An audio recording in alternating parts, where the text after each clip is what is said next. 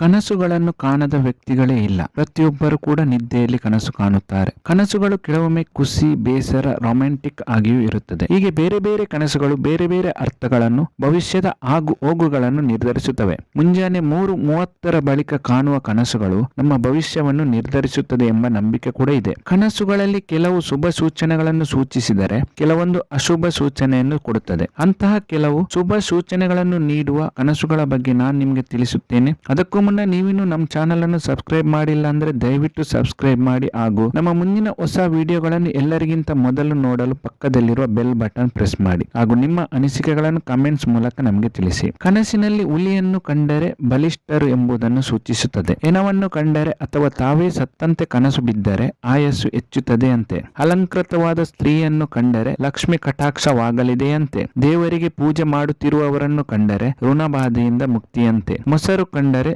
ಧನಲಾಭ, ಸುಖ ಪ್ರಾಪ್ತಿಯಂತೆ. ತುಪ್ಪ ಕಂಡರೆ ಕೈ ಹಾಕಿದ ಕಾರ್ಯಗಳಲ್ಲಿ ಯಶಸ್ಸು ಸಿಗುವ ಸೂಚನೆಯಂತೆ. ಹಾವು ನಮ್ಮ ಬಲಗೈಗೆ ಕಚ್ಚಿದಂತೆ ಕನಸು ಕಂಡರೆ ಧನಲಾಭವಾಗಲಿದೆಯಂತೆ. ಬಿಳಿ ಕುದುರೆ, ಆನೆ, ಹಸು, ಬಿಳಿ ಎತ್ತು, ಬಿಳಿ ವಸ್ತ್ರ ಹಾಗೂ ಹೂವುಗಳ ಕನಸು ಬಿದ್ದರೆ ಸುಖ ಪ್ರಾಪ್ತಿಯ ಸಂಕೇತವಂತೆ. ದವಸ ಧಾನ್ಯಗಳ ರಾಶಿ ಕಂಡ್ರೆ ಜೀವನದಲ್ಲಿ ಉತ್ತಮವಾದ ದಿನಗಳನ್ನು ನೋಡುವ ಯೋಗ ಇದೆ ಎಂದರ್ಥವಂತೆ. ಸೂರ್ಯ, ಚಂದ್ರ, ನಕ್ಷತ್ರಗಳ ಕನಸು ಕಂಡರೆ ಕಾಯಿಲೆಗಳಿಂದ ಗುಣಮುಖವಾಗುತ್ತದೆ ಹಾಗೂ ಸರ್ವಸಿದ್ಧಿ ಲಭಿಸಲಿದೆಯಂತೆ. ಶುಭ್ರವಾಗಿರುವ ಶುಭ ಲಕ್ಷಣಗಳನ್ನು ಹೊಂದಿರುವ ಪುರುಷರನ್ನು ಕನಸಲ್ಲಿ ಕಂಡರೆ ಶುಭ ಸೂಚನೆಯಂತೆ. ಬೆಟ್ಟಗಳು, ಪುಣ್ಯಕ್ಷೇತ್ರಗಳು, ತಾಂಬೂಲ, ದೇವತೆಗಳು, ಮಂಗಳಕರ ವಸ್ತುಗಳು, ಉರಿಯುತ್ತಿರುವ ದೀಪ, ಫಲಭರಿತವಾದ ಮರಗಳು, ಶುಭ್ರವಾದ ಹೂವುಗಳು ಇವು ಕನಸಿನಲ್ಲಿ ಬಂದರೆ ಶುಭ ಫಲಗಳನ್ನು ನೀಡುತ್ತದೆಯಂತೆ. ಗುರುಗಳು, ತಂದೆ ತಾಯಿ ಹಾಗೂ ಹಿರಿಯರು ನಮ್ಮ ಕನಸಲ್ಲಿ ಬಂದರೆ ಅದು ಅತ್ಯಂತ ಶುಭಕಾರಕವಂತೆ. ಇನ್ನು ಕನಸಿನಲ್ಲಿ ಬ್ರಾಹ್ಮಣರು ಬಂದು ಏನಾದರೂ ಹೇಳಿದರೆ ಅದು ಖಂಡಿತವಾಗಿಯೂ ನೆರವೇರುತ್ತದೆಯಂತೆ. ಇನ್ನಷ್ಟು ಹೊಸ ಮಾಹಿತಿಗಳನ್ನು ಮುಂದಿನ ವಿಡಿಯೋದಲ್ಲಿ ನಾನು ನಿಮಗೆ ತಿಳಿಸುತ್ತೇನೆ. ಈ ಮಾಹಿತಿ ಇಷ್ಟವಾದಲ್ಲಿ ದಯವಿಟ್ಟು ವಿಡಿಯೋವನ್ನು ಲೈಕ್ ಮಾಡಿ ಹಾಗೂ ಕಮೆಂಟ್ಸ್ ಮಾಡಿ. ಎಲ್ಲಾ ವೀಕ್ಷಕರಿಗೂ ಧನ್ಯವಾದಗಳು.